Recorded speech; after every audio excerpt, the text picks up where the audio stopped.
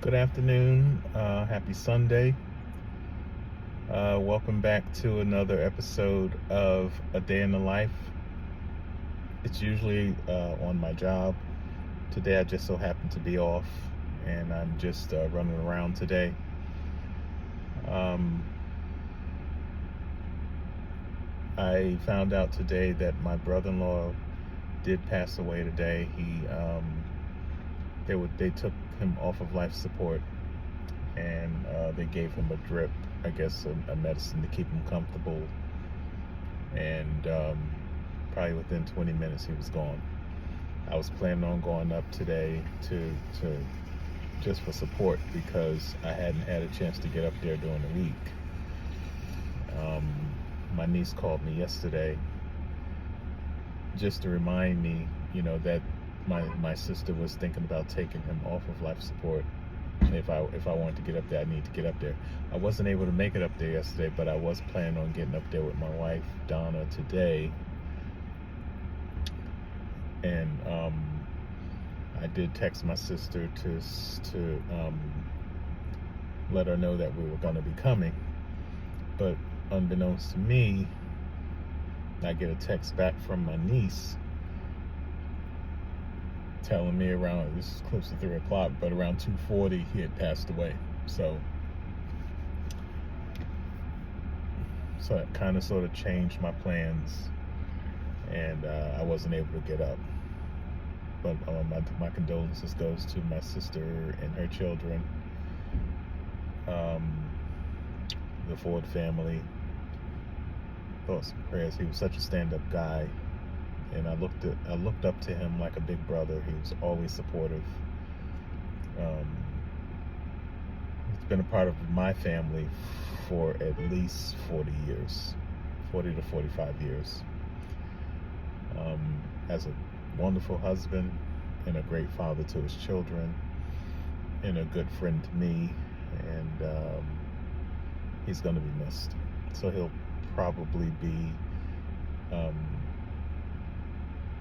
flashing his $1 million smile up in heaven, and just wowing people up there. He was such a huge personality, happy-go-lucky, very boisterous, avid football fan. I believe he loved the Jets, but it's a huge loss for the family. Today, I would usually be at the job, playing catch up with some work and things like that. I may still go in, but that's one of the things that I usually like to do on the weekends because I don't have time to do it during the week. And it's quiet, and I can focus on what I need to do. But today I decided to go down near the beach. This is another one of my quiet spots that I love to go to down here at the shore. Today in Ocean Grove, I was there for about a good 2 hours. Then I came back home. But then I was listening to some news stories, and that Trump, those of you who decided to vote him in, you have heard the phrase fuck around and find out. Well, you're all about to fuck around and find out. We already saw a replay of who he is and what he does for 4 years, and saw how horrible he was at running this country. But the media, the right-wing media, only focused on bogus things, made up stuff, and no matter what he did, it was okay. He never lived up to his potential as president. He never followed through on anything except for the taxes, the tax breaks for the rich. He finds the presidency as a grift. And now he's setting up for a second chance at fucking our country up. And what's disappointing is there were so many people who stayed home, chose not to vote. They were basically talking about black men needing to get out. Well, the black men turned out in numbers. The black women always turn out in numbers for the Democratic side. And I think those of you, and you know who did disappoint? The white women who decided to vote for Trump, even though he's going to do all these things that's going to hurt women. And you still voted for him. So now, moving forward, don't expect our black women to step up and be the ones to save.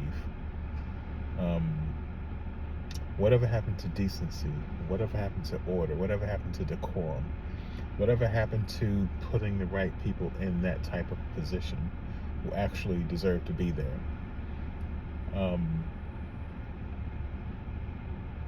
Kamala Harris was ideal for the spot. She is as decorated as the next person. She has more experience than most. I just feel like white America and Hispanics were just not ready for a black female president. I said it, and I truly believe it. People talked about the economy, which was fine. Yes, the economic numbers were a little high in the beginning, but he brought that stuff down to a respectable level. Him and Kamala. I just wish that people who do listen to Fox News, I don't like to call it Fox Entertainment because I don't even consider it news. The things that they do, the things that they say, and the things that they make up. The FCC should just come in and just take their license because they don't do the job the way it's supposed to be done. MSNBC, CNN, they're starting to act like middle to right leaning Democrats because they dropped the ball on a lot of these stories. And now you have Morning Joe, who's taken a knee to Trump, which was a surprise considering how much he bashed him through the whole election season.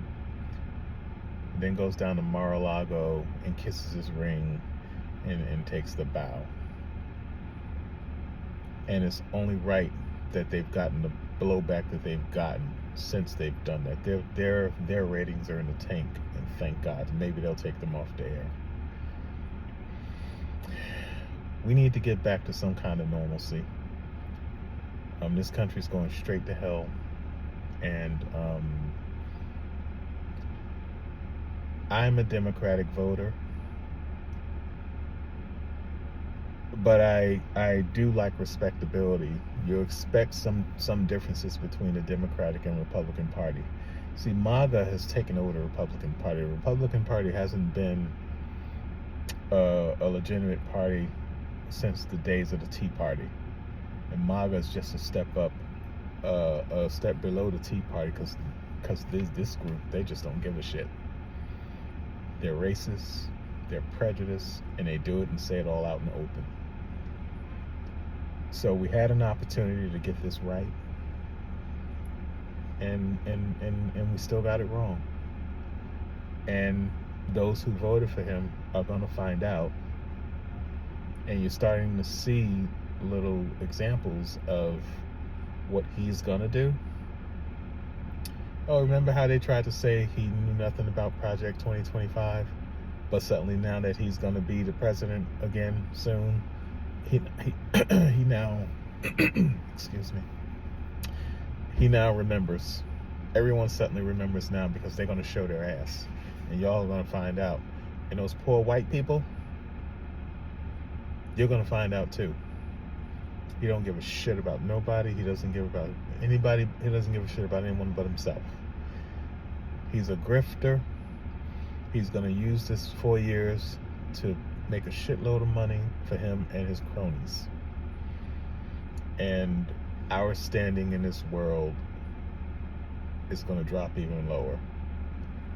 So I would just suggest that you strap up, put that seatbelt on tight, and get ready for a ridiculously bumpy ride, because it's going to be horrible. And those of us who didn't vote for him are going to have to struggle with this for 4 years.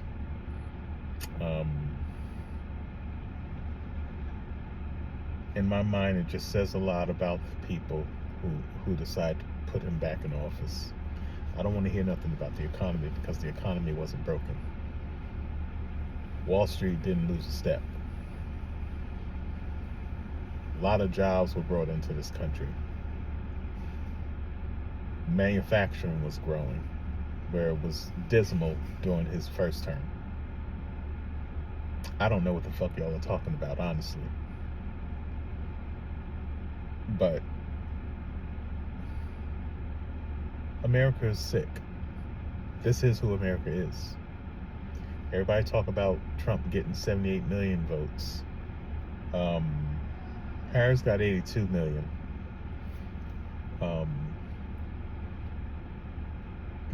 I'm still trying to understand how people just sat home, and people who knows you already know what you're going to get from him decide to vote him back in again.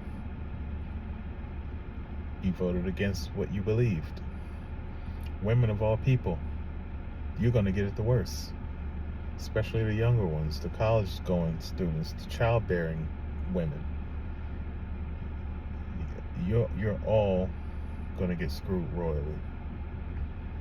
So all I can do is pray and hope that our country does well, that we survive another 4 years with this person who wants to be a dictator. Damn, this is going to be brutal. Don't forget to subscribe and like the video. If you want to add a comment, please do. I want to try to make sure I'm getting as much content in daily as I can, so that algorithms can pick up and people start to see my videos. Right now, again, I don't have any views yet, but the more that I pound the pavement and keep doing this, I'm sure that the views will come.